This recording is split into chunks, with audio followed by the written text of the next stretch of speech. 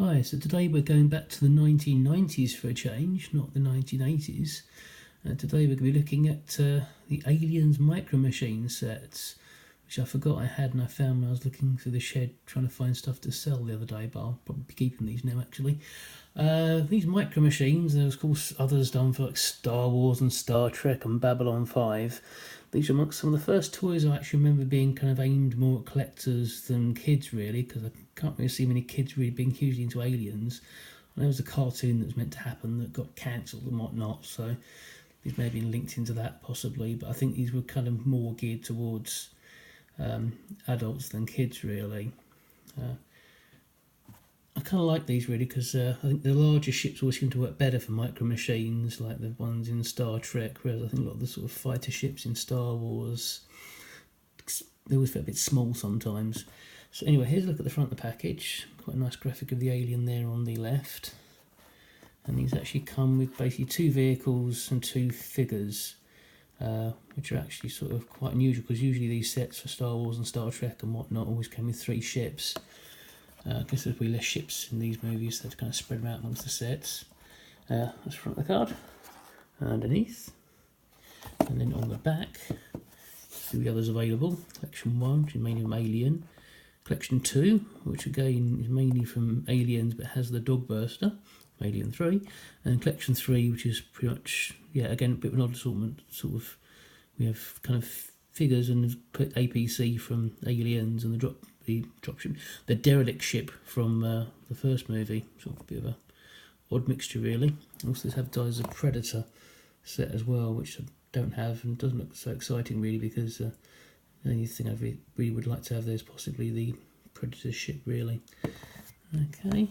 Interestingly, these are actually by a company called Toy Options, which has the same address as Character Options, who of course now make Doctor Who toys.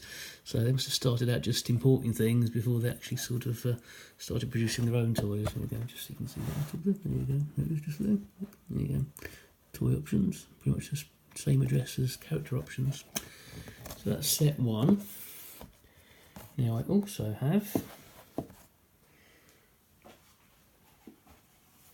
Collection 2, which is, there we go, and graphic this time with the Sulaco, Dogburster, Ripley and the dropship.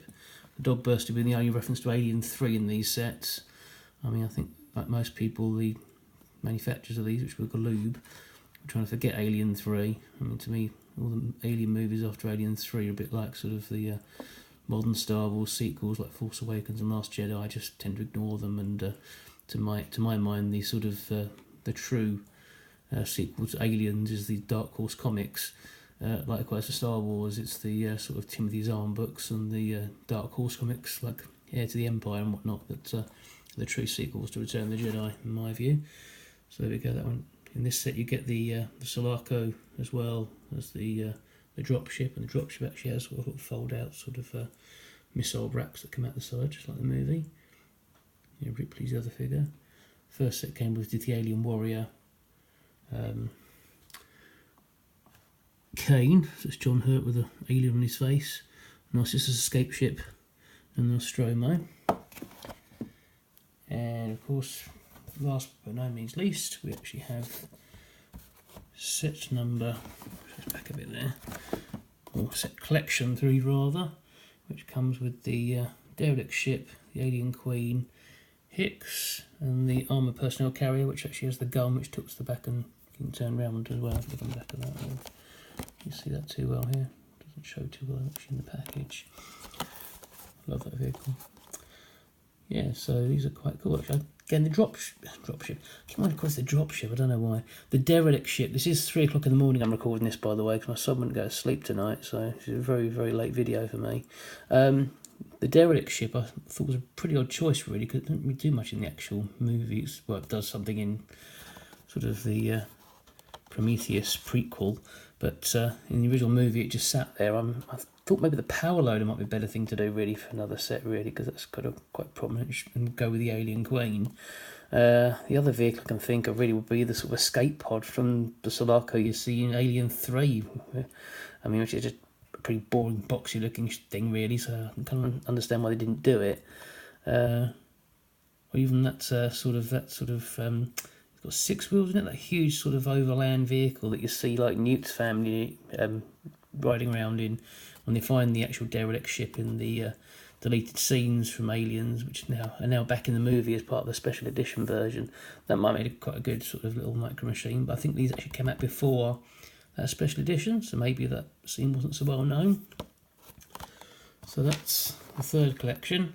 Now you're probably wondering, so is this guy going to open one of these up and show me what these things look like? The answer is no, but by sheer luck, I did that 20 years ago. I actually opened up the first set. Well, I bought a second duplicate of the first set just to see what these were like. So here's the Nostromo on its little clear stand. I suppose they could have done also could have done this sort of section that the Nostromo tugs. You know, I mean, I guess they have to sort of scale it down a bit. Maybe do like a little Nostromo on the front of it. That might have made a good little micro machine, maybe. Maybe not. It's actually just little feet, which you can stand this sort of look at my camera down on the ground like that, as it does in the movie, or as it looks in the movie. Sorry guys, this is a video I'm doing at 3 o'clock in the morning, so it's a bit disastrous, this one so far. We're just itching to do a video tonight. Hey, stand up. So that's those.